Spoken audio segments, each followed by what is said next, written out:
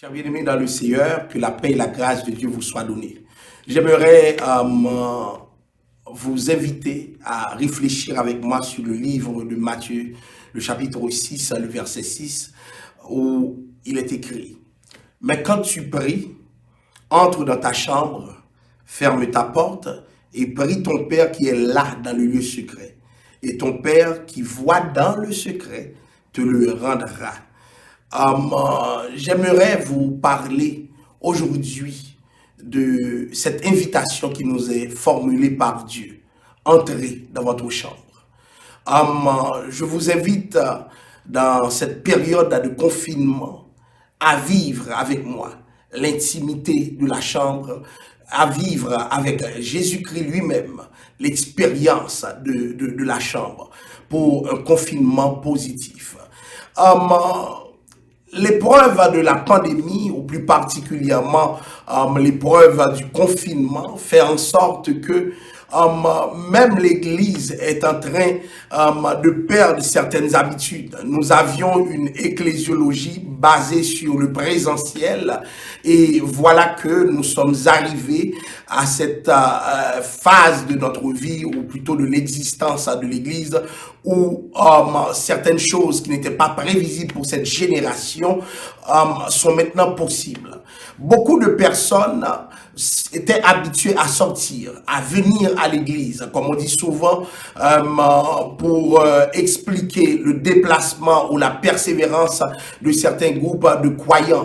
Mais aujourd'hui, ce qui se passe n'a rien à voir avec les prévisions de beaucoup de personnes. Dieu est en train de nous parler. Dieu est en train de chercher l'église. Je me rappelle du peuple d'Israël que Dieu a confiné dans le désert pendant des années pour pouvoir parler à son cœur. Et voilà que l'église n'est pas dans ses lieux habituels. L'église n'est pas dans ses lieux précis. Pourquoi? Parce que Dieu est en train de parler à l'église. Malheur à ceux qui dans cette période ne voient pas la main agissante de Dieu en train de gouverner son église, qui s'adapte à la réalité spatio-temporelle à laquelle elle est confrontée. L'église a l'obligation, l'église est dans la nécessité de se conformer parce que les exigences de Dieu ont évolué. Et je sens certains textes comme Matthieu 6, verset 6, garder toute leur actualité. Nous étions habitués dans les grands rassemblements à des performances publiques devant les autres.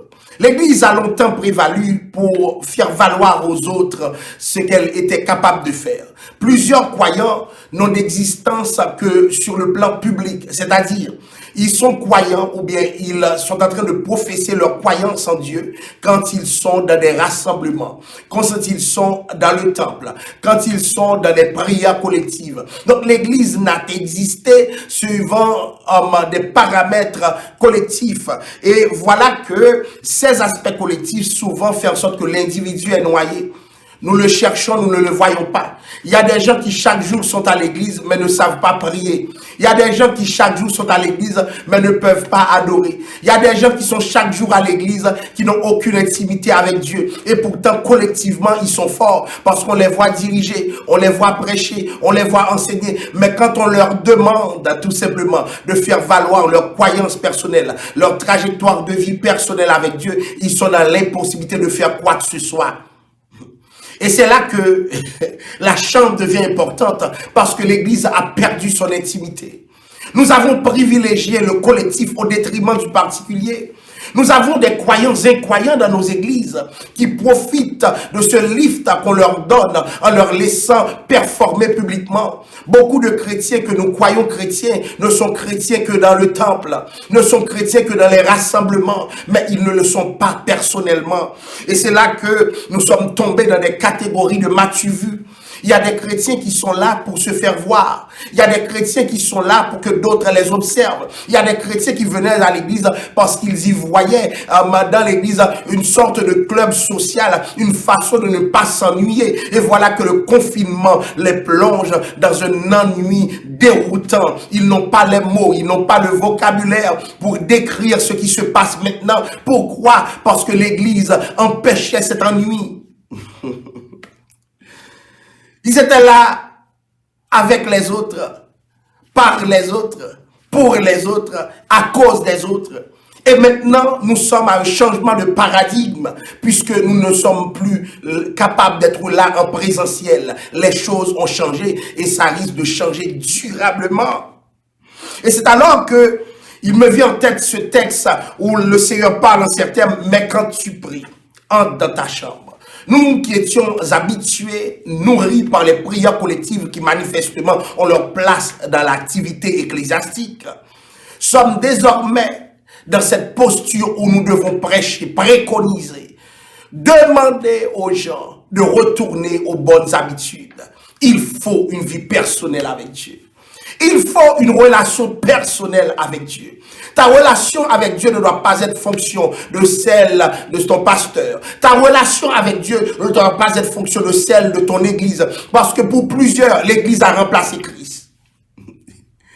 Pour plusieurs, l'église a pris la place de Christ. Pour plusieurs, l'église a plus d'importance que Christ lui-même qui a bâti son église. Voilà que ce texte nous rappelle à l'ordre. Mais quand tu pries, il manque de serviteurs qui rentrent dans leur chambre. Et le confinement nous pousse dans nos chambres parce que les gens ne nous voient pas performer comme avant. Beaucoup de gens sont dérangés parce que la performance n'a plus lieu d'être. Et c'est à ce moment même que Dieu nous demande, maintenant, viens me voir. Les hommes aiment ta performance. Maintenant, je te demande quelques minutes de prière. En es-tu capable? Je te demande quelques minutes d'adoration. Je te demande quelques minutes de méditation. En es-tu capable? La chambre.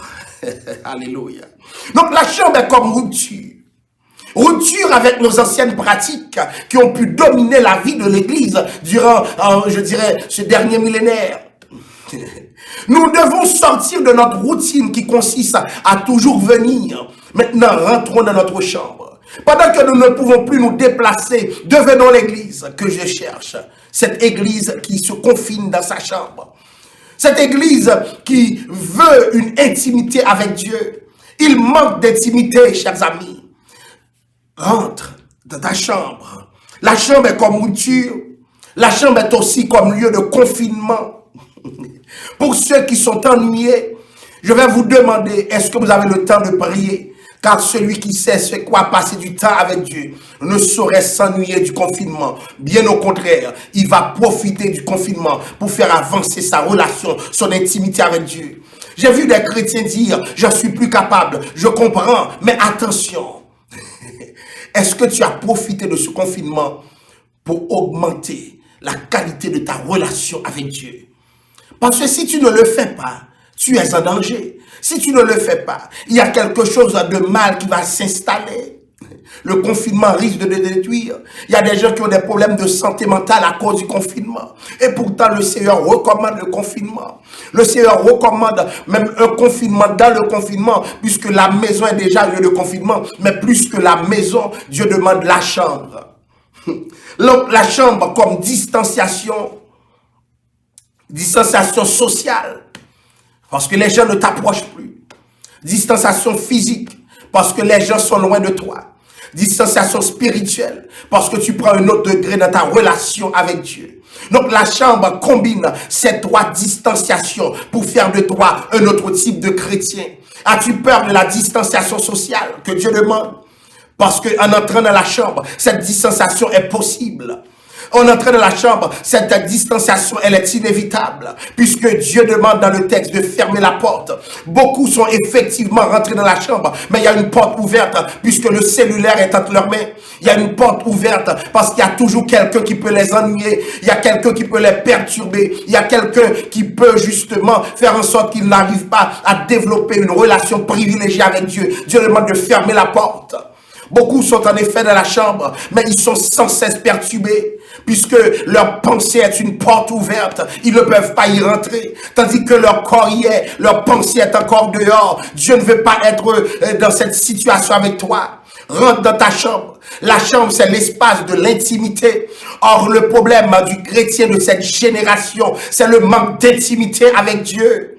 Le problème des chrétiens de cette génération, c'est de considérer Dieu comme un étranger. Ça fait longtemps que nous sommes avec Dieu, mais en dehors de la chambre. Donc c'est pas un Dieu intime. Ce n'est pas un Dieu à qui on peut parler comme on veut. Ce n'est pas un Dieu qui a une qualité de relation, une certaine qualité de relation avec nous. Pourquoi? Parce que nous sommes dans une logique non chambrée. Dieu demande que nous rentrions dans la chambre. Entre dans ta chambre, mon frère. Entre dans ta chambre, ma soeur, parce que Dieu t'y attend. La chambre devient un lieu de rendez-vous. Un rendez-vous intime lorsque la porte est fermée. Je demande à ceux qui m'écoutent de faire l'effort de fermer la porte. Quand il y a une porte ouverte qui est en train de buiter, il y a une porte ouverte qui fait en sorte que le but traverse, perturbe la qualité de relation que tu veux développer avec Dieu. Encore dans la chambre, tu es perturbé, tu es dérangé. Pourquoi? Parce que tu es dans la chambre sans être dans la chambre. Alors ferme la porte. Il y a des portes qui doivent être fermées aujourd'hui. Il y a des portes dont Dieu demande la fermeture. Pourquoi? Parce que quelque chose doit se passer dans la chambre. Donc, à cause de la chambre, Dieu n'est plus un Dieu étranger. Souvent, le Dieu que nous servons, nous ne le connaissons même pas. Remarquez bien, chers amis, puisque nous parlons de chambre, même lorsque nous avons beaucoup de personnes que nous connaissons, nous ne les amenons pas dans notre chambre. Nous les amenons au salon, à la salle à manger. Mais amener quelqu'un dans la chambre, c'est une preuve d'amitié et dans cette amitié d'intimité. Parce que c'est pas n'importe qui peut être amené dans notre chambre. Parce que la chambre est un lieu d'intimité. Pourquoi? Parce que dans cette chambre, les habits peuvent être rangés sans dessus, sans dessous. Dans cette chambre, ça demande une certaine préparation. Nous n'invitons pas les gens dans notre chambre. Et les gens le savent, c'est notre lieu d'intimité. Et voilà que le Seigneur demande ce lieu intime. Il le réclame. Alléluia. Est-ce que quelqu'un sent cette réclamation de la part de Dieu? Ça fait longtemps que Dieu t'appelle. Dieu t'appelle dans ta propre chambre. Il a pris l'initiative de t'appeler, sauf que c'est à toi de l'y introduire. Oui, c'est à toi de l'y introduire. Dieu te demande de venir dans ta propre chambre et de fermer la porte. Parce que il a horreur d'être étranger. Dieu est étranger lorsque c'est en public que tu le sers. Dieu est étranger lorsque c'est parmi les amis seulement que tu le sers. Dieu est étranger lorsque c'est devant la famille seulement que tu le sers. Mais toi-même, personnellement, est-ce que tu as pu servir Dieu? Rentre dans ta chambre. Donc la chambre généralement est un lieu secret et la Bible dans Matthieu 6 verset 6 la présente comme un lieu secret. Mais c'est le secret de l'homme.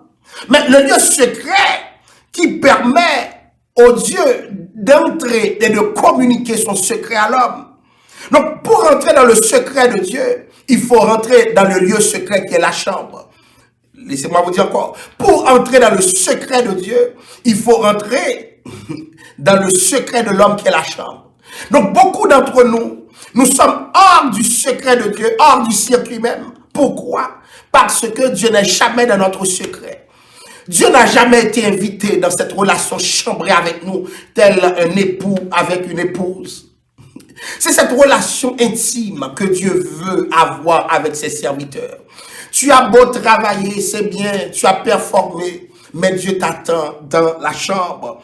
Pas une chambre pour domestiquer Dieu. Il y a des religions qui ont enfermé Dieu dans une chambre. Il y a des religions qui ont redimensionné Dieu, qui lui ont donné la proportion d'une chambre bien préparée, bien installée. Non, non, non, non, non, non, non, non. Dieu ne rentre pas dans ta chambre pour être domestiqué, mais Dieu rentre dans ta chambre pour communiquer avec toi dans le secret. Donc, il y a des choses que tu ne peux pas dire en public. Il y a des choses que tu ne peux pas raconter à des gens. Mais si tu rentrais dans ta chambre, tu verrais toute la grâce qu'il y a de communiquer avec Dieu. Rentre dans ta chambre. Rentre dans ta chambre. Une chambre pour s'enfermer. Une chambre pour s'éloigner. Une chambre pour donner gloire à Dieu. Beaucoup de gens soupirent après ce moment. Beaucoup de gens soupirent après ce temps. Dieu te demande cette relation spéciale avec lui. Éloigne-toi, éloigne-toi mon frère, éloigne-toi ma soeur, éloigne-toi mon ami. Ce que Dieu veut faire avec toi demande un certain éloignement. entre dans ta chambre. Entre dans ta chambre. Romps les relations. Parce que souvent, ces relations sont pour ton plus grand malheur. Entre dans ta chambre. Tu as envie de pleurer. Tu as envie de dire quelque chose de spécial à ton Dieu. Tu as envie de communiquer avec ton Dieu. Entre dans ta chambre. Combien d'hommes de Dieu ont tenu Dieu loin de leur chambre? Combien d'hommes de Dieu ont tenu Dieu loin de cette intimité? Dieu est en train de te dire, pendant cette période de confinement, viens dans ta chambre pour te confiner avec sa présence, pour vivre sa présence pleine et entière. Nous avons besoin d'une plénitude. Et dans cette plénitude, pour que cette plénitude soit possible, il faut que nous rentrions dans la chambre. Que Dieu nous bénisse. Que Dieu nous accorde de sa grâce. Et à ceux qui m'écoutent en ce moment, pendant cette causerie, j'aimerais que vous véhiculez ce message.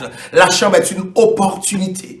Alléluia. La chambre est une opportunité. Tu ne t'ennuieras pas si tu sais c'est quoi la valeur de la prière, c'est quoi la valeur de l'adoration. Dieu veut quelque chose qui fait en sorte que tu ne lui es pas étranger et lui non plus, il ne t'est pas étranger. Que Dieu nous bénisse, que Dieu nous garde et à la prochaine.